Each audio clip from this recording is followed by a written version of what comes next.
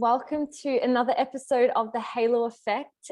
And we have the beautiful Trishna Sharma here, which I just feel super excited about. And like most people that I have on here, I kind of barely know them from a bar of soap, but I reached out to Trishna and I got back this beautiful message, and I'm going to give her a brief introduction before I allow her to speak for herself. But what I find really, really cool is that, true to her beautiful name as it is, it's the Sanskrit word meaning thirst for knowledge. And already that is just like, well, that's my reason for connecting with her, because I'm someone who also believes that knowledge is power, and that, you know, power without knowledge can be super dangerous.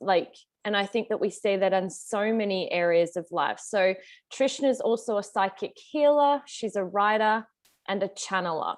And as we start to chat a little bit more, Trishna will tell you all about that and put it in a very layman's terms so it doesn't sound all woo-woo, because I know that a lot of people can freak out when they hear anything spiritual. But if they know me and they've been following me for a while, they'll be like, oh, well, this is so Lauren, this is so somebody she would have on. So there's all sorts of places that you'll be able to find Trishna, but essentially knowledge, and especially multi-dimensional knowledge, allows us to transform from within, which then creates transformation and desired outcomes outside of us. So she's currently channeling a book on the lesser known laws of the universe to create those inner and outer transformations to her readers. So there's so many things that I already have to ask you about this book and this new venture that you're on, because as we were just speaking before, Trishna was saying, you know, it was an interesting concept of trying to put who she is and what she does, because she's currently going through a transition at the moment of what do I do? And I know so many people would be able to relate to that. So without further ado, I'm going to bring Trishna to the virtual stage and let her speak for herself. If I didn't introduce anything or I didn't include anything, please just include that as well, and tell us how and why you do the work that you do today. Okay, yeah, sounds good. Hi, everyone. Thank you. That was a beautiful introduction. Before I get into the answer to that, I actually, I'm glad you mentioned Trishna's going to talk to you about it in more grounded terms, things that aren't so woo-woo, and that made me think about the term channeling. When I first heard about channelers, I was like, wait, what is that? That's kind of weird. What's going on? Channeling is actually, it's actually something that we all do at some point here or there throughout, probably every week at least. We're doing that. It just comes in different forms. So, if you like to create art and you're, working on your masterpiece and you're just painting away and you get into that flow state, and sometimes it feels like your hand is moving for you or someone else is moving your hand, or the artwork is just flowing out of you and it's not really conscious, that is a form of channeling. Or if you're just writing away and you're creating some kind of fiction story and then the characters just seem to be talking to each other and creating their own storylines and their own dialogues, and you're like, oh, okay, I like how this is going, but it's not really consciously you, that's channeling as well. Or athletes who get into that zone and are just maybe on the basketball court and are at the right place at the right time and hitting all those hoops. So yeah, channeling sounds weird and scary and strange, but we can all relate to it in different ways. I love that, girl, because I'm really glad that you pointed out that particular point in general, because I think as well, when I first heard channeling many, many years ago, it was oh, so which aliens are contacting you and what are you talking about? Yeah. But yeah, what you're referring to is channeling is it can be anything. When you're writing, when you're in flow state, and when you're in this oh, I almost feel like I didn't do it, or I didn't think about it. So it's almost like a meditative state in a way of contacting something bigger than yourself. And you explained it so eloquently, but keep going with letting us know what led you here. And I'm just so curious to know about you. And she's gorgeous in pink. If you're listening to this, thank you. Later, you won't be getting the visuals, but if you watch it on YouTube, you'll get to see her beautiful pink shirt. It's just lighting me up. Thank you. This is like one of my favorites actually. And I was like, oh, today's a special day. Let's wear the best. Yes. um yeah, so what I do and why I do it and how I got here. So I think like with most stories, it's very not a straight path, and there's like a lot of paths that lead up into that one thing. So I would say that there's probably about three storylines or three story arcs of Trishna that all kind of led to channeling the secret laws of the universe. So the first one would be obviously psychic. So that's something that started when I was very young. I would get like premonitions. I would see what was going to happen within 30 seconds. So I'd see something and be like, oh, what was that? And then bam, it would just happen. And as I got older, that timeline, for whatever reason, extended. So it was like 30 seconds, then it'd be a few minutes. I remember driving in the car with my dad once, and I just knew that the car next to me was going to swerve into our lane. And so I had a few minutes, and I slowed down and made space, and boom. So we were all okay. And then it kind of continued to lengthen, where sometimes it's months. So basically, that's kind of how it started, was the whole psychic thing kind of found me, and I didn't really know how to control it. It was just this thing that I could do sometimes, and I was that weird 8-year-old kid that would be in gym class and they would pull up the numbers like, group 4, you're gonna go out and like your turn to play, and I would call it out before and I'd just be like, I'm psychic. And I didn't have I didn't have any fears about it. And then I kind of dropped off. Like, it just was something that I somehow forgot about. But in my high school years, friends would ask me like how things were going to turn out for them, and I didn't realize I was reading them. Like, it was just a conversation that we were having, but it would come true, and they would call me their lucky charm, and I still didn't make that connection that, oh, it's like a psychic thing.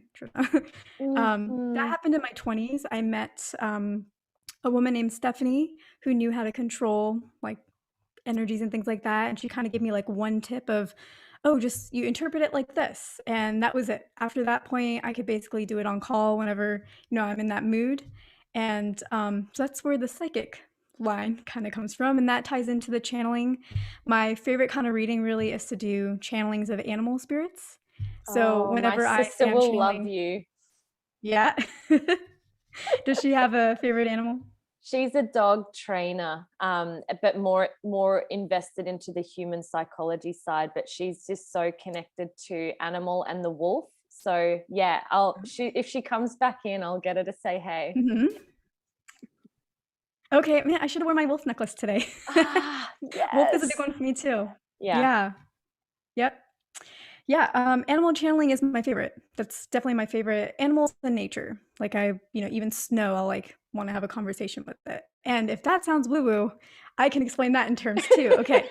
So I love the laws of the universe and the secrets of the universe. And what I'm channeling is going to be kind of expanding and newer laws, but there are like 7 foundational laws that I still like. A lot of times when I'm channeling, it will tie into those. They definitely are the basis. And I think one of them is basically called like the law of mentalism, or all is mind. And essentially all is mind. And that's how we can connect to each other, and how I can do a reading for someone even though we're not in the same place. It could be across the world, over the internet, even in different times. Like, I could be doing a reading and they could be sleeping and I could still be picking up on them. So all is mind. And so if I'm reading an animal, I'm still picking up on valuable universal knowledge, because we're all part of the universe and it's part of me, and it's just magic.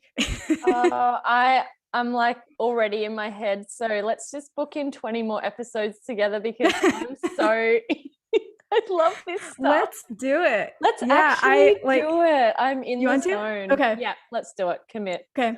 I had it's funny that you say that, because I had some fears about doing this podcast. And of course, there's a typical like, oh, I'm going to be asked questions like, do I know what I'm going to say? But really, one of the ones that it was like, I feel like I have a lot to say. And what if I don't get to say it all? Right. And this is exactly what this whole podcast situation is like, so many people think, it's just my story, I just do it, or I'm just psychic. It's like, excuse me, sorry, back it up like 20 years and like tell me all about that. And like something that actually stuck with me with what you said is like, there's 3 steps, which, guys, we will get into this, we're just getting in our girly chat here. but it was like your name is Trishna, and like in that I love words and letters, and it's like try or three, and you know, you were saying like the 3 steps. I'm like, oh, this is so cool. And the fact that we had like a lunar eclipse last night, I'm like, oh, like this is just amazing. So yeah, keep going. I thought the day that we picked for this was very like fortuitous and magical because it is the lunar eclipse for the Sagittarius full moon, and I was like, oh, yeah, it's exciting. What's your rising sign? Mine, I'm like a rising Sag, and yeah. Okay. I am a Capricorn sun. I am a Gemini rising and a Virgo moon. I'm a Gemini sun. Makes sense. Yeah. Okay, that's why we connect. Yeah. If it was the Vedic system, I would actually be a Saggy sun sign. Because I use the Vedic. Yeah, so I'm rising Sag and sun Gemini. So we'd kind of be the perfect polar opposites in a way. Yeah. That's awesome. Cool. That is awesome. Yeah. Awesome. Yay. Keep going, girly. All right. So that's the psychic track, and that's where the channeling portion of the secret laws that I'm writing. The next portion is the writing portion. So writing is another. So I guess I would say that I was psychic as a child, and that's always been like a stream that's always been there. Writing is also a stream that's always been there, but I've never felt like a writer truly, even though it's been there, and it's only looking back where I'm like, okay. Because I first got into writing when I was like 8 or 9. My mom, she babysat. It was like my friends at school when we come home from school. We're elementary school. So we'd all just hang out together. They were neighbors. And one of the girls who was in my grade, she was very, very into writing. Like, she is a phenomenal writer. And I think that's why I never associated myself with writers, because I've had 2 in my life who were like really truly talented. But for whatever reason, it is a theme. So she introduced me to journaling and having a diary and everything like that. So that's been a thing that stuck ever since in some form or fashion. And then, yeah, in school, I would get, my writing work would get put in the literary magazines that would go out like not semester, but like every few months. In some of my classes, like we had the old projectors, and you'd have like the laminated sheets. I don't know if you had that. Yes. And they would write on there, and they'd like illuminate it. So sometimes they would take copies of what I wrote and put it on those little laminated things and like use it as an example. And for like writing class, they wanted us to write a 25-line poem. I wrote a 200-line poem. I wrote my first. I know. I wrote my first book when I was like 11. With chapters and everything, probably more of a novella, but you know. And then I wrote an actual book that I self-published when I was 22 about office politics and all that career. So like, it's been there. And then of the businesses that I've done, when I look back now, the ones that were the most successful were the ones that had a very strong writing component. So it's like, wish I'd figured that out sooner, but you know.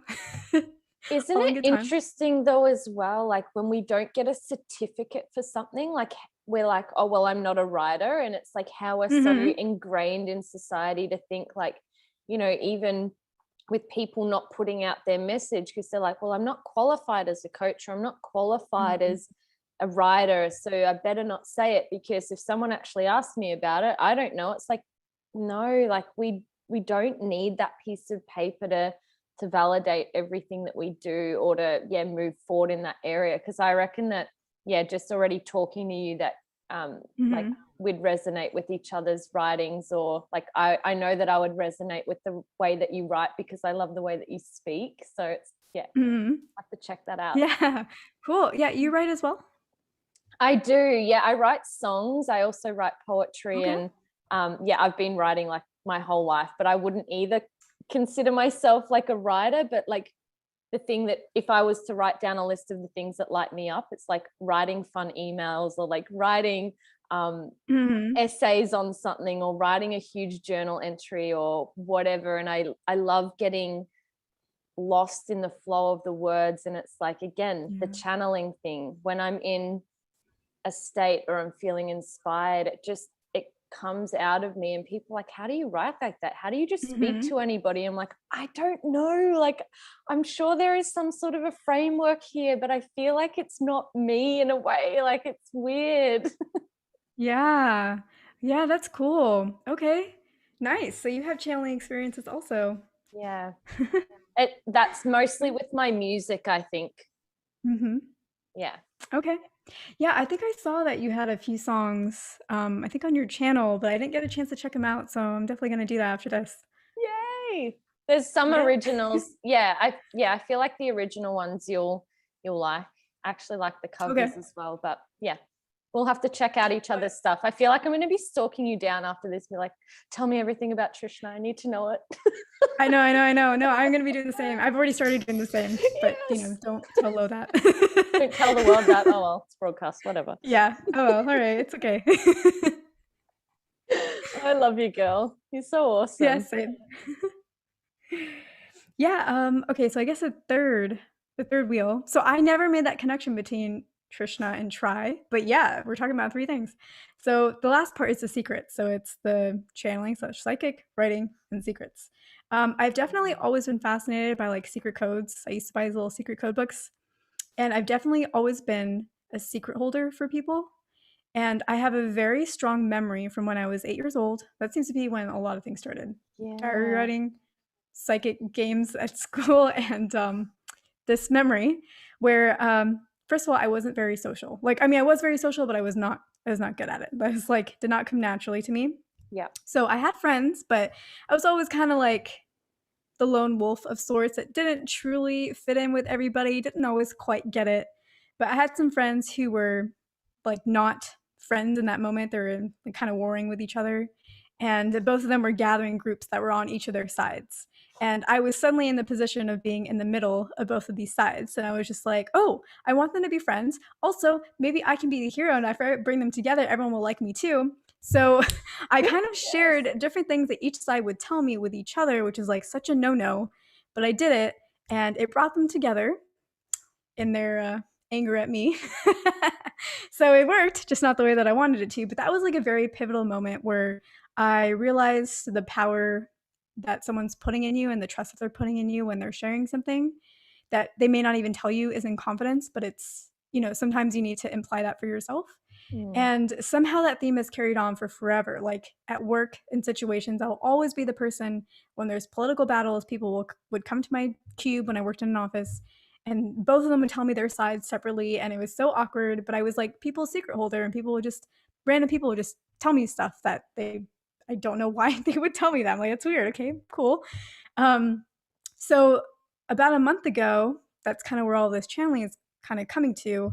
I got this like download that download is inspiration, like an idea. So putting it in tangible terms, I got this download where I was told that I'm the holder of secrets, and all of that kind of just like made sense. Where I'm going to be working with animals, working with nature spirits to basically channel the secrets that I hold, but like that I can access in different ways, and I can share that with other people.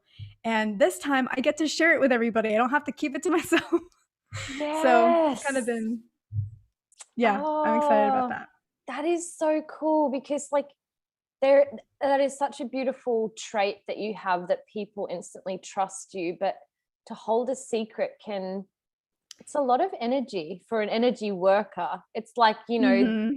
and it can withhold beauty as well. Like when you're holding on to something of like, this feels like it needs to be bigger than just myself. So I'm so Yeah. happy that you get to share that. And I know that my sister is going to absolutely fall in love with you. I'm already just like, oh my God, I need to know more about this animal stuff. I love animals too. What is your sister's name? Sarah.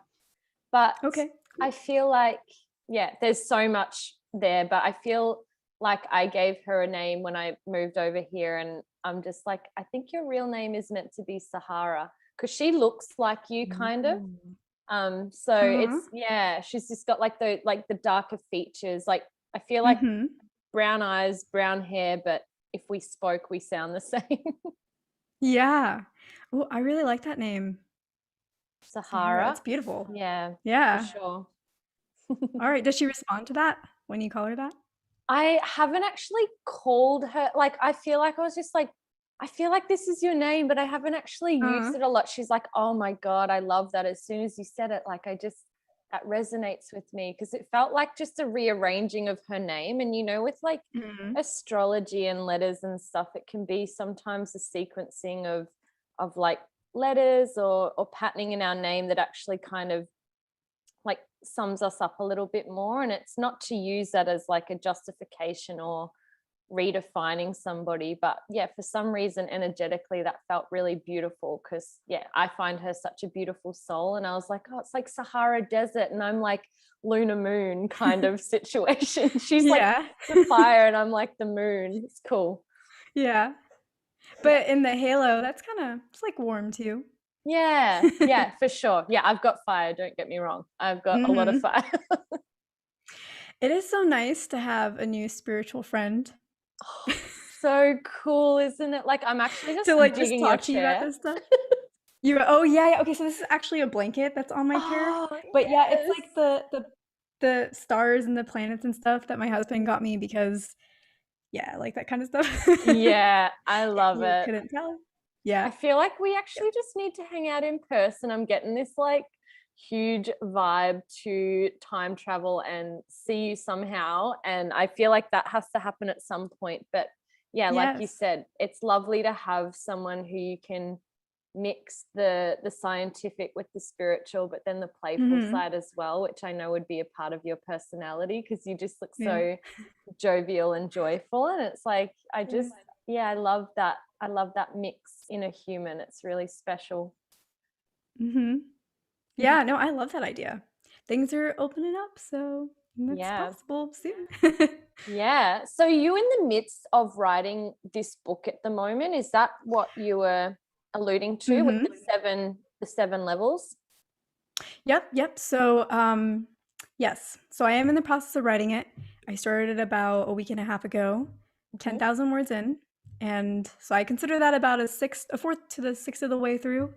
But making progress. So I have a few secret laws. Yay. Amazing. So and I could share a few if you want me to, if it makes sense in the flow of this, or this flow is exactly what the flow is. I would love to hear it. And go ahead. Okay. So I'll share the last one that I channeled, which is each of them like currently has an idea of a name of the law. So some of this may change, but I'm going to call it the law of keys. And part of this is going to sound super obvious, but also I think when I give an example of how when I channeled it, I was like, oh my gosh, this is what I've been doing. Oops. So, all right, the law of keys. Basically, whenever you want to manifest something, whatever your desire is, what I was getting is that there is always a key within that scenario. And that key, if you push on it or if you use it, it's like the magic button. If you push on that right key, it will make manifesting that desire significantly easier, because that is the core essence of the desire that you're trying to manifest. So for example, if you're wanting to launch a business, the key, the core essence could be, and this can be super obvious, could be, hey, I want to create something that I really love and that is of value to other people. And when you think about that, you're like, yeah, of course, like that's what every business is about. And I think that's how most of them start. And that's why a lot of times, like, there's so much energy and positivity and a lot of belief that's going into manifesting that and creating that business. But then we start getting bogged down in the Instagram. And am I making enough posts? Am I on enough platforms? Is my branding colors, is that the right colors?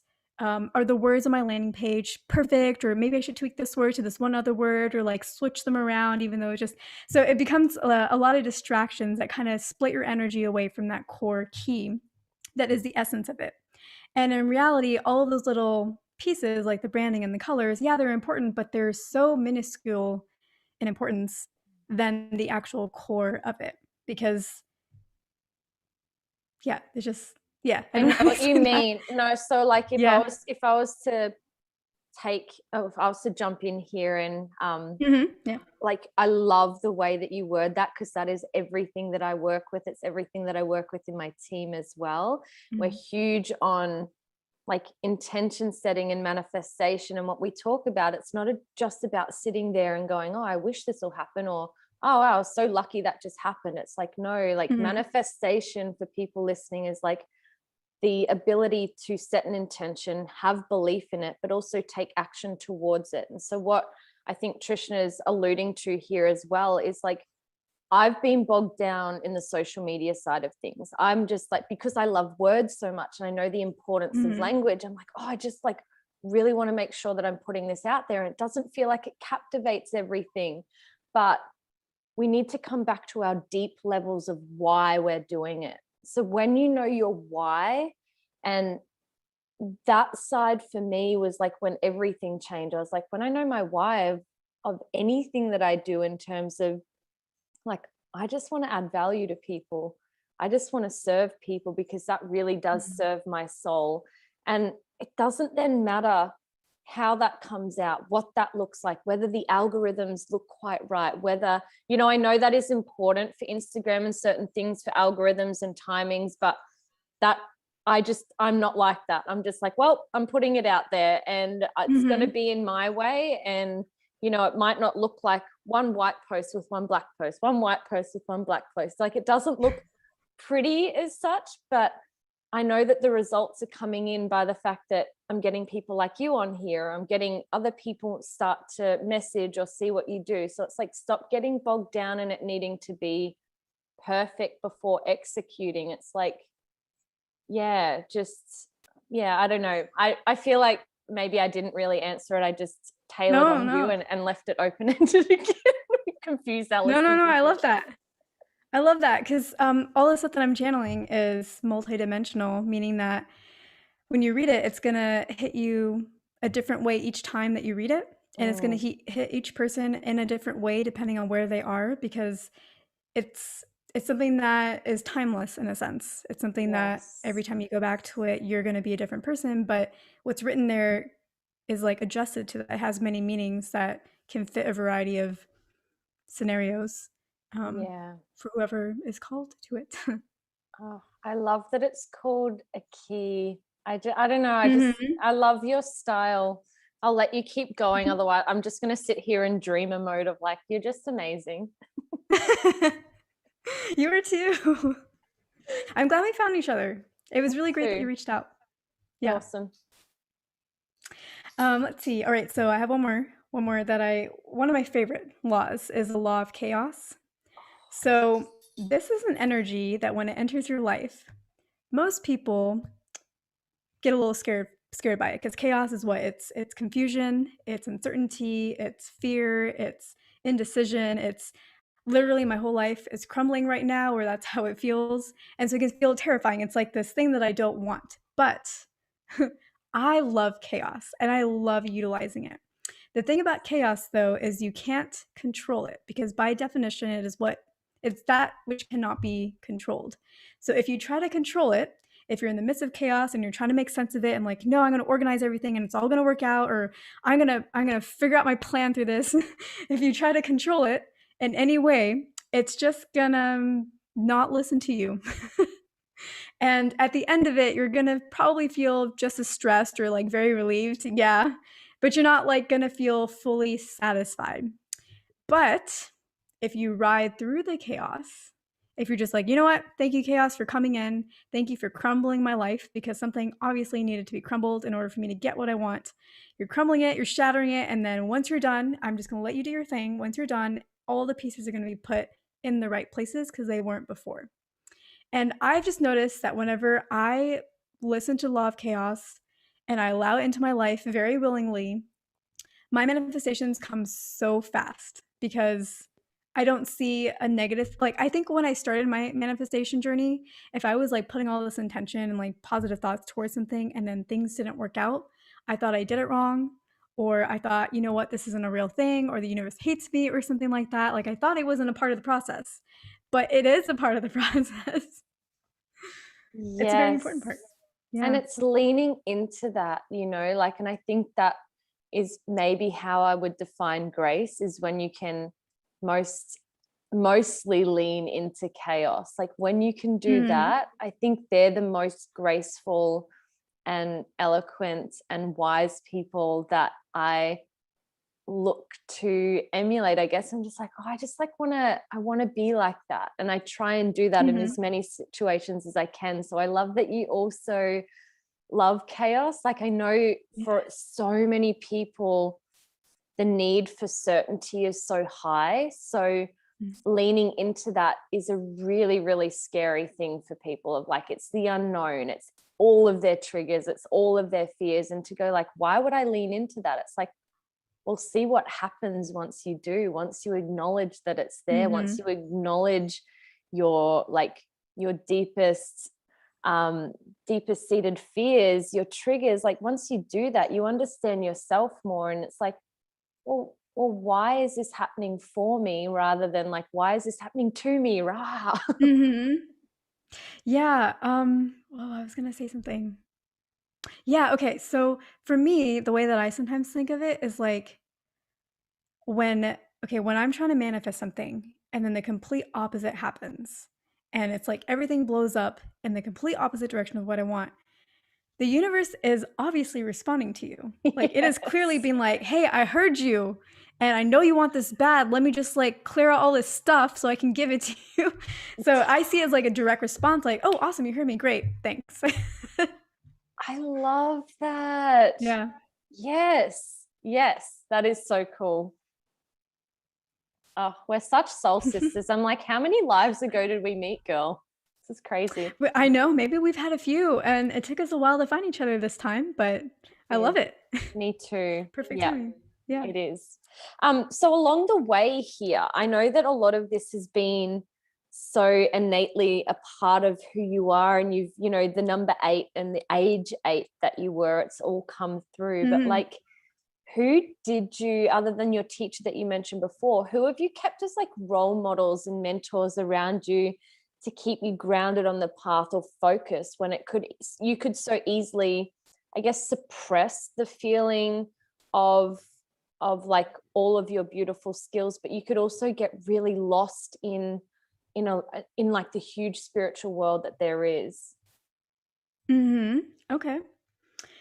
So I don't know that I would use the term role models, but the term mentor or the term guides and supporters, I feel like that resonates for me. Cool. So I would say that the first guide on my journey was my grandpa. So I actually grew up living with him. He lived with us in our home, and he very much wanted to be like a yogi. He was, an old guy, and he wanted to like work on his enlightenment and everything. And I was there, and he wanted a buddy. So I'd been meditating since I was 8, and actually I didn't realize that connection to the number 8. But that is a very powerful number, because I think 8 is also my growth number. So yeah, it's like, and I do really like the number 8. It's like, I like that number. So I would say he was my first it's hard to say role model for me. So I'll just stick with guide and mentor, because he's the one that really got me into the spiritual realm and even made me realize that psychic abilities could be a thing. Because even though I was getting psychic information before even knowing that being psychic was a thing, when he told me about it, like, then I was like, so that's what's been happening to me. So yeah, he'd be the first. And then Stephanie, who is the teacher that I came upon in my early 20s, who kind of taught me how to do some of this on call. And then I have a really good friend, John. So he and I have been friends for many, many years, and he took me along a bit of a different path. So I've like kind of swung on a kind of a pendulum where I was very manifestation focused, and that was awesome. And then he is a little bit more about the higher self and kind of listening to that guidance and going down that path. And for me, really the best part is in the middle. It's like that balance, but I had to go to each extreme to really understand both sides to find that balance. So he would be another mentor, definitely very encouraging on my journey when I was doing a lot more of the live readings and like doing more of the paid readings over video, for example. I would be really worried of like, oh, what if nothing comes through, or what if it's not like the right advice? And he gave me like really wonderful advice, like, hey, if your intention is to help, it doesn't really matter what comes through or what doesn't come through. That intention is going to be what carries through, and you're going to help them regardless. So just know that. And so that, like, he's definitely been a very good guide along the way. And then supporters is definitely my parents. My parents aren't super into the spirituality thing, and also my husband isn't too much either, but they've all, humored me. But that just like goes to show who you are as a person, still like pursuing that as well, and knowing that everyone is at a different stage of life. They're at a different, like, they're on a different path that we're on. So it's not about trying to bring everyone into your religion or to your spirituality or to the work that you do. It's like we need that diversification. Like I'm sure your husband is in your life to challenge you with Mm-hmm. all of the topics that you bring up in your books, or all of that Yeah. kind of stuff that like helps you become more solid in the message that you give. And I think Mm-hmm. that's such a beautiful thing. Like I'm sure your parents do that for you as well, of like, oh, it brings up this frustration or like this question, and it's like, okay, like why don't I write about that? Why don't I channel that chaos? Yeah. Yeah, yeah. Yeah, no, it is very interesting. It is so interesting because yeah, they are kind of like that where I'll share something and be like, "Well, that's not real." But then they'll also ask me like, "Trishna, what are your secrets? How are you successful? How do you bring all this wealth?" I'm like, "I can tell you, I will, but I don't know that you're really going to believe me." And they're like, "Oh, you don't share this stuff with me." And then I share it and they're like, "Well, that's not how it is." I'm like, I give you the secrets to the universe." Isn't it funny? Like, because it's like you're still their kid. They've seen you go through all of these stages. So it's like when you're closest to someone, you almost don't believe what they do. It's like, this is a real job. Like, this is actually what I do. If you want to hear about it, actually pay me money and book in, mum, because Yeah. otherwise you're not taking this seriously. And it's all good and well. Like you seem very grounded in yourself. And I'm sure you've gone through those stages of like, this is actually hurtful or feeling frustrated. Like, but you get to that point where you go, actually don't need them to like what I'm doing. I don't need them to understand, because the people that will be your soul clients are, people like myself who have come and found you in that auspicious kind of way. And it's a magical thing. But gosh, family it's an interesting choice that we come into this world with, isn't it? It's like, why did I choose you as my family? Like, man, I love yous, but gosh, you seem so different to like who I am. Yeah. Yeah, they're not always super into the spiritual, but like I said, they do humor me. Yeah. And they do their best, and they've definitely been very supportive in so many ways. So yeah, it's kind of like what you're saying, where I don't really need people to be of the same mindset. Yeah. I think it's because I think the psychic thing really helps, because when you've had so many experiences, and when I started doing it more on call, I started documenting things. I started thinking Good. like, okay, I'm going to go out for dinner with this person. This is what we're going to talk about. Maybe this is going to happen. This is what our server is going to look like. I'll just write down things that I was picking up on and put it in an email just for myself. And then afterwards, I would go back and I would look at, okay, where was I right? Where was I wrong? Usually I was right, but if I was wrong, like, okay, how did I feel about it when I got the message? Was I uncertain about it? And just after, a year, 2 years of just documenting and just seeing the evidence and crazy things, like pretty weird things that you never thought would happen, eventually you're just like, well, I don't need anybody else to believe it because I've got all the proof in my life. So yeah, I Right. think that helps for sure. How do you keep yourself grounded in yourself when you are dealing with these, I guess, external energies? And I mean, we probably all have access to them, but you've got more of a special gift to really have direct access and know how to use it. So like when I see you and when I speak to you, like I know that you are grounded in yourself. You're not getting carried away by this. Like what does the day in Trishna look like to center yourself? Yeah. All right. That's a great question. So, yeah, so like a full moon, most full moons do mess with me. I don't really know what word to use, but somewhere within like 3 days before, 3 days after, it's like all these things that I have been ignoring, little issues that I was like, I don't need to deal with that, or that's not a big deal, or I don't need to address that. It's like they all surface, and they surface with such intensity. I know um, and yeah, I know that now, because what I used to do is I used to mark on my calendar happy and sad days. If I was really happy, I mark a smiley face. If I was really sad, I mark a sad face.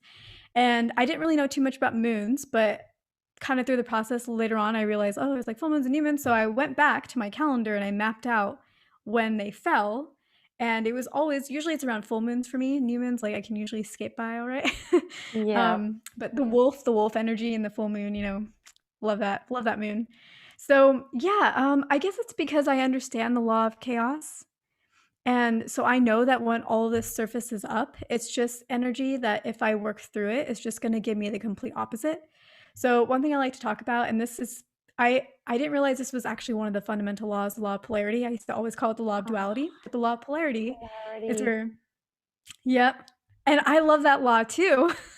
It's like I love all the difficult laws. Yeah, same. Because I just know, yeah, I know how much power they hold. So with the law of polarity, anything that you want has, and I know you know this, but I guess for the viewers, like the law of polarity, there's the side of what, so for anything that you want, there's a side of what you like it existing and the side where it doesn't exist. The happy it's here and the longing, wishing it's here.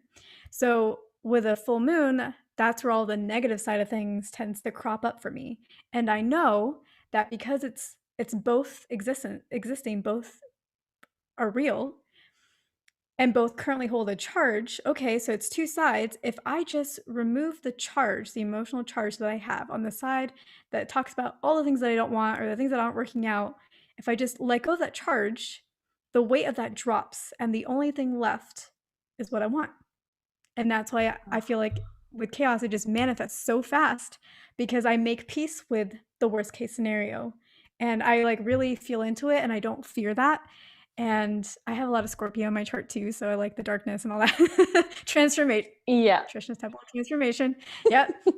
So yeah, with the full moon, it does get me too. But I know, and so when I start to feel it, I'm just very big on taking those days to really work through those energies, making peace with the things that are coming up, and just setting the energy right. And Right. allowing just the side of what I do want to exist. And then usually within the next week or so, it's like all the pathways open up for me and things start getting resolved. Oh, But I love I this. mean, I will spend, on those days the energy is really heavy and I will spend like 3 hours in a day just like, all right, let's just work through all. Like I'm very committed. I'm very committed.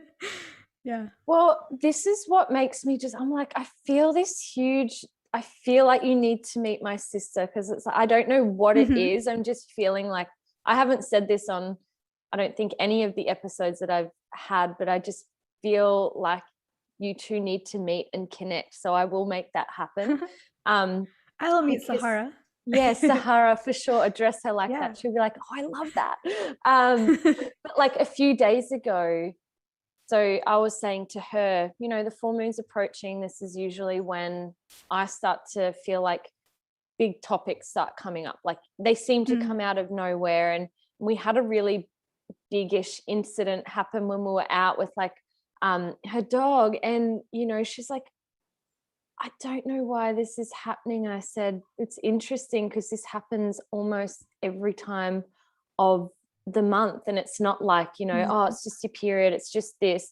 But she did coincidentally get her period on the full moon as well. And then I started looking into the red moon and it was like all wolf energy and it was like healer's energy, wisdom. And because like mine, I tend to be in sync with the new moon and we tend to be more in sync with the moon that we were born on as well, which is like a whole other cool thing. But that's why I think my sister and I work super, super well together, is that we're like, I feel like we're the same person, but when you talk about polarity, it's like being the moon, one being the sun, or like one being here and one being there. And I love talking about that. Like for one reaction, there's an equal and opposite reaction. For one decision, you're saying yes to one thing, you're saying no to one thing. For that masculine energy that I put out when I'm in like really fiery mode, there's also the feminine essence that I love to step into. And same for you. Like I know that would all be the same for you as well. And like, I don't know, something about opposites and polarity and chaos. Like, I'm just like, I'm in, this is where it's at. Yeah. Wow. No, I love that about you and your sister. She's The beautiful. sun She and the used to, moon. yeah. And she used to tell me she was from India and I would believe her. And I'd be like, well, like, what do your big brown eyes see? Because mine are so different to yours. And she's like, yeah, well, I was adopted from India. And I'd be like, oh, okay, like that makes sense. It's like, what the hell? Like we were tiny when this happened. Like, it's like, who comes up with that kind of stuff? Wow, maybe she had a past life or something. Where are you Or from, maybe girl? yeah. Like, what's your... I'm from well, ancestrally, yeah, I'm from India too. Amazing. Yep. Wow. You'll have to see her and just, I feel like, yeah, I'm curious as to whether you'll get like a message or anything come through. Has any messages come through while we've been talking? Right before we talked, well, we can We chat on can that. we I can don't know if chat you want me to after the display, yeah, we your can chat life after on. the recording. Yeah, for Okay. sure. Awesome. Oh, yes.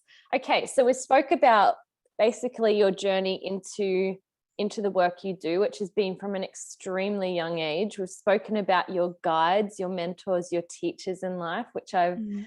loved hearing. And I think there's perpetual teachers and guides along the way. Sometimes the Mhm. guides are our challenging people. Sometimes the guides are animals. Sometimes the guides are just Mhm. messages coming through that's actually like our own thoughts. And what I'd love to hear from here is like, what do you read? What do you invest your time in listening to when you can kind of tune into anything that you want? Like, what would you actually digest physically? Like physical books? Yeah, physical books or Okay. podcasts or songs or anything like that. Mhm. Okay, so I do have answers to this. Hold on, let me just think about. Yeah, All right, take your so I time. actually I love business. Same. So one of my favorite podcasts. You do? Yeah, I don't know what it is about it. It's just I I love it. know. Oh, girl. Yeah. Okay. You seriously are like the third sister. Come live here with us already. Okay. I would love to do that. Yes. You would love it Yeah, here. have you heard of this story? Yeah? Are you Oh yeah, you're in Australia. That's right. I've always wanted to go there, so I will definitely be visiting at some point, and I will Cool. definitely you Come and it's stay, Perth? literally. Yeah, Okay. Okay, we're cool. in a place called Secret Harbour. I've just moved from Tasmania this year to live with my sister because I felt that connection. I was just like, I don't know what it is, but I'm packing up and leaving and taking one bag, and I just know I need to reunite with them. And it's just life has just been so incredible. So yeah, when you're in Mhm. Australia or whether I'm over your way first, let's just hang out. I feel like there's something Okay. big here. Yeah, okay, sounds good. Yeah, I'm in Texas right now. Oh, amazing. Yeah. So cool. Yeah, in Dallas. So, Oh, yeah, when you come here, I'll take you out. That'll be fun. awesome. Let's do it. Yep. Have you heard of the Storybrand podcast? The story brand. Mhm. No, I'm going to type it. Actually, no, I'll write it. Where did I put my book? Um, the story brand. No, tell me about it. Yeah, I'm trying to look at if I have that book in this room. So basically, the Storybrand podcast is a podcast that is mainly led by a guy named Don Miller, I believe is his name. And he also has another guy on there. I can't remember his name right now, but they're like such a good duo. And they talk about how to do marketing from a story perspective. But I just really like a lot of the things that they talk about. They kind of go in a bunch of different directions, but it all relates to like all the amazing things about business. So they do go into personality tests like the Enneagram test. And I think that's really awesome. And they talk about like, in a story, there's like the inner desire and then there's the external challenge or desire. And when you watch the movie, it's all about the external, but really you're relating to the internal and how to bring that into your business. And so, yeah, like I really, really enjoy the podcast. And then he wrote a book and he actually has a whole bunch of workshops. The book is based off of the workshops and it's called Storybrand, I believe.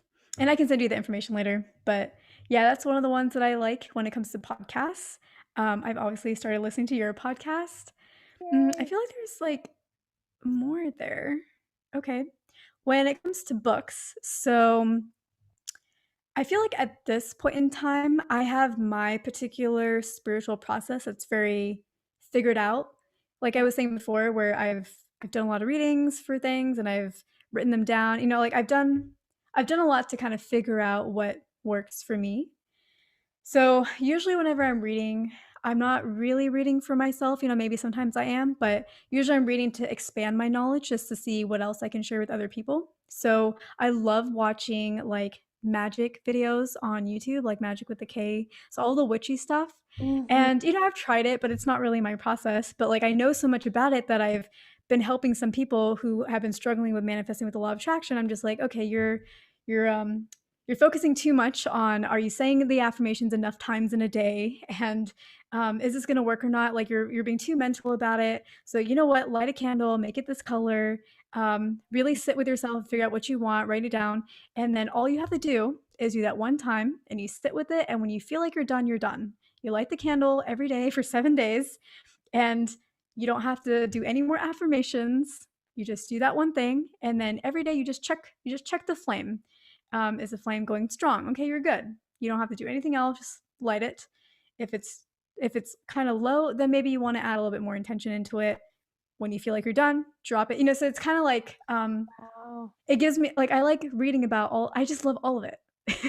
And I feel like it Yes. helps me help other people because, like you were saying, not everybody is of the same style or religion, for lack of better terms. So Yep. I like to be very diverse in my knowledge because it's fascinating, but then it can help people wherever they're at and like what I feel like their style is.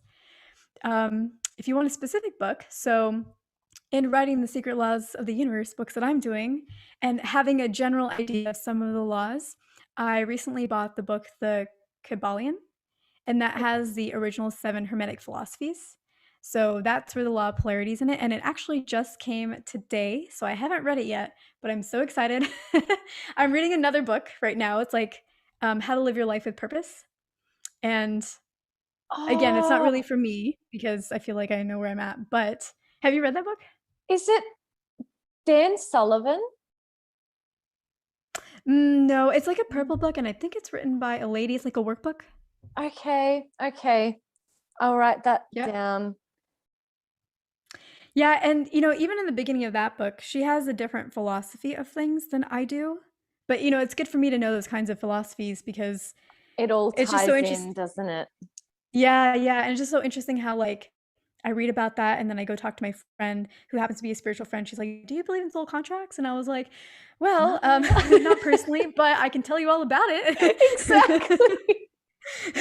Yes. Yeah. It's like always so timely. Like you said, I feel like if I was to give you a name, it's like the 30-second before. It's like, just that Uh-huh. moment before everything happens. Like, oh yeah, I already know that. Like, I'm good. Yeah.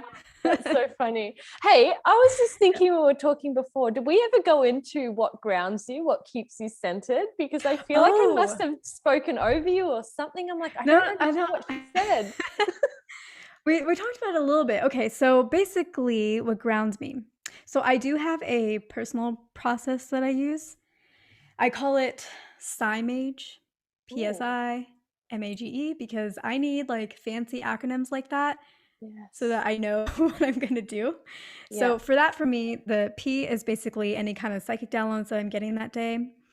I'm really more fluid in my psychic approach. I don't usually look into the energy unless I want something specific or I'm stuck, but I just leave it open. Just, something Love needs to come that. in that day. Yeah. And then I have the S, which is basically like speaking life or speaking my story. So it's kind of like the setting intentions, but I don't do it as like this has to happen. It's like I just tell the story and I keep it open, and it's not to make it happen. It's just to kind of like create a story. And in that way, I'm like very gently shifting my beliefs instead of forcing the beliefs, because forcing beliefs never works. Yep. And then I is for inspiration. So, okay, so this kind of relates to the question you recently asked about things that I watch and read and physical stuff that I consume. So the witchy stuff, sometimes it's really fun. It puts me in a really good mood because they have all these herbs and it's so earthy, and Mm. I'm not like that, but I love the vibes. Yes. um, some, yeah. Sometimes I listen to a little bit of Abe Hicks. In the past, I've listened to Bashar. Not too much. He's like the alien channeler, which okay, can I just say, I remember, so I haven't listened to a lot of him, but I remember like in 2014 or something, 2012, he said, and I've been looking for the channeling, but I think he took it down.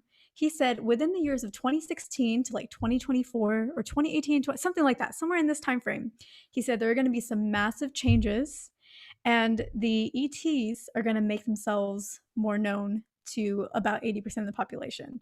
And I don't know if you've been following news here in the US, but we're all about the UFOs right now. The government's supposed to disclose us. I'm just like, whoa. Okay. And then, of course, with COVID, I mean, major changes. So Wow. I'm like, all right, channelers, you got something going on there. It's like channelers, astrology, like all of that stuff. It's like these things happen in cycles. We're cyclical beings. The world is cyclical, and we think like because we look at things so horizontally, like if we were to get a bird's eye view and really have that transverse like view of life, we'd be like, that makes sense. And I feel like that's your approach to life. You're just like, oh, this makes sense. I can see that this is happening. And it's almost like when you can channel, it's like getting a bird's eye view in a sense. I'll send you a song that I wrote that has lyrics like that. I think you'll like it. Ooh, okay. Yeah. Okay, I'm excited. Yeah. You kind of brought up something that made me think of another answer to the self staying grounded, which is, oh no, I just forgot it. Hold on. Channeling information. Oh. All right, we'll come back to it. We'll come back to that. So we got up to PSI. Yep. All right, so then mage. Okay, because I like the idea of like magic and stuff, and I'm like psychic, so mage. So mage, so the M is meditate. Oh,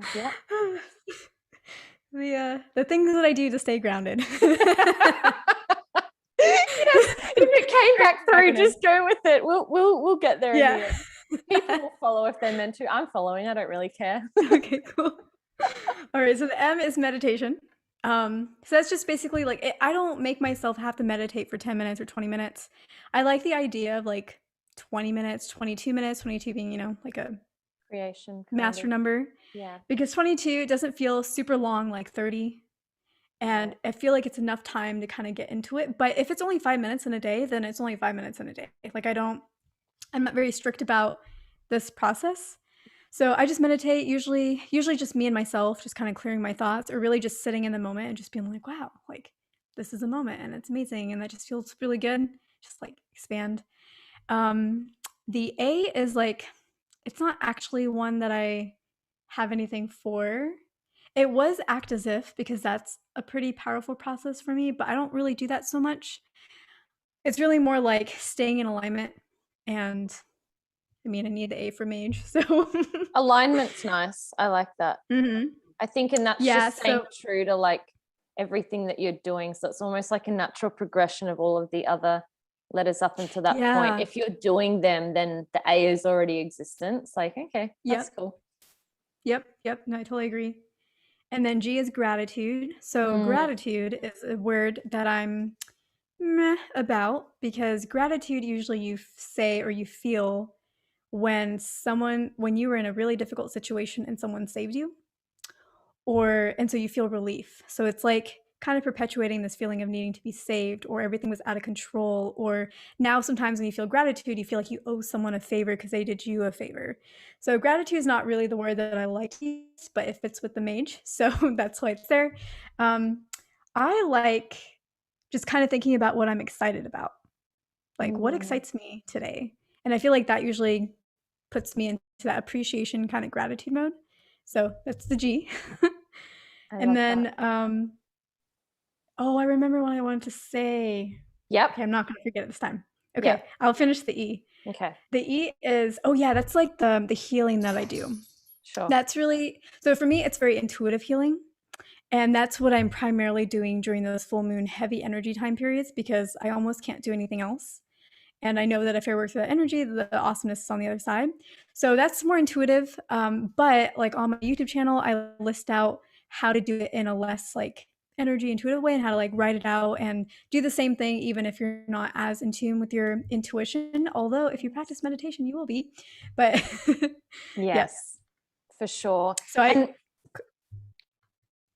you go. Oh, it's E because, sorry, I realized it doesn't make sense. Like, I was like, I'll get to that. Yeah, I kind of use that term. It's like an E for me because before I really realized it was healing, it was just something that I did to kind of give myself an energetic massage. So it was always an energetic massage to me in my mind. That's why it's the E. Yeah, because it feels good when I release. Yeah, it's like giving your body the self-care in a way of like, it's everything that you can do for you.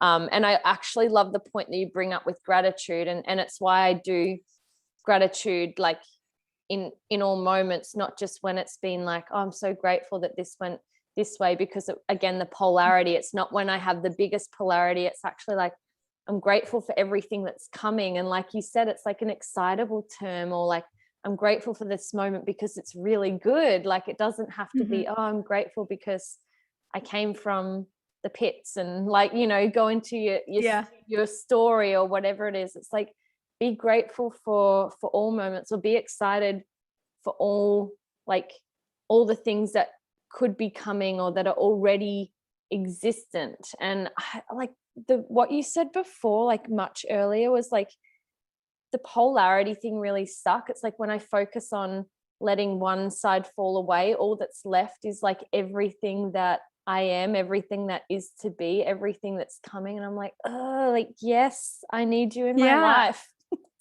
Yeah, no, I love your perspectives because you kind of add to it. I'm just like, oh yeah, like there are all these different other ways of thinking about it, and I like it because, okay, here's the thing that I forgot that Yes. I remembered. Okay, Yeah. the grounding thing, because this ties into that.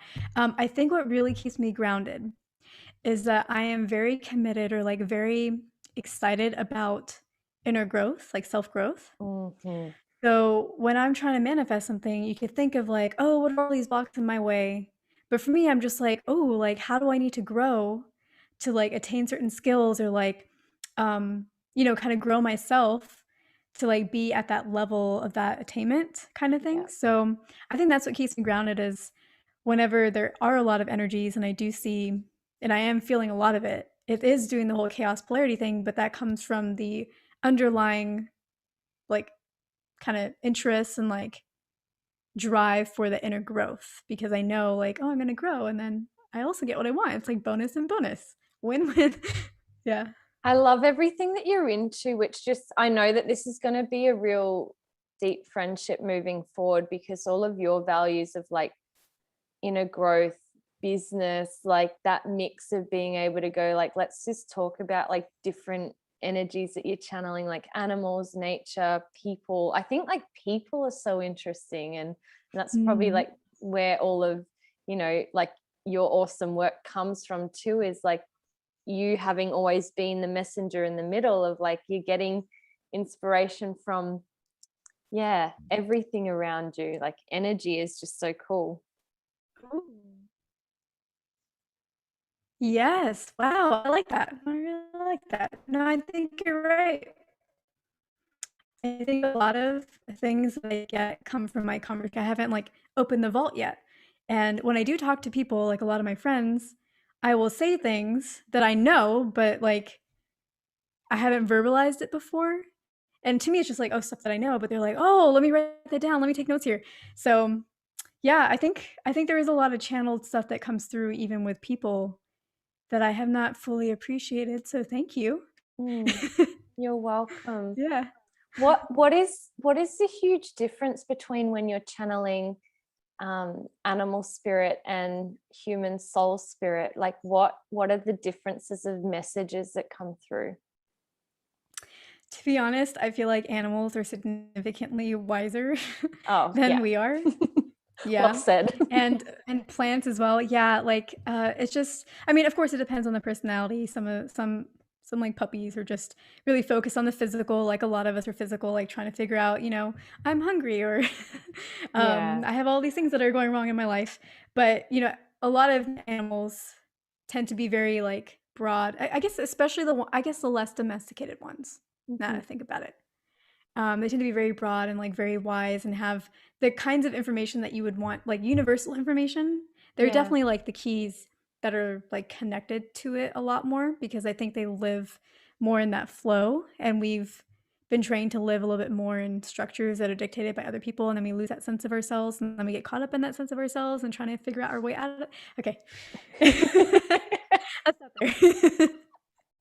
Yes, that could go on forever. I'm like, Yeah. I'm so there, but it's like, again, yeah, we live in such a distracted world, don't we, that so many people would Mhm. relate to what you just said. And it's like, you could go on Instagram, you could go on YouTube and get lost in the friggin' funnel web of just distraction. And so it's like, I love Mhm. that, this signage that you have is like this way of coming down, and it's like 7 steps too, girl, like with the letters, there's 7 letters there too. And I feel like Oh my it's really gosh. cool. Yeah. I feel like you could Wow. try and work that into your chapters or so. I don't know, like this like 7 and 8 seem to be some sort of pull Uh-huh. with you, which is really cool.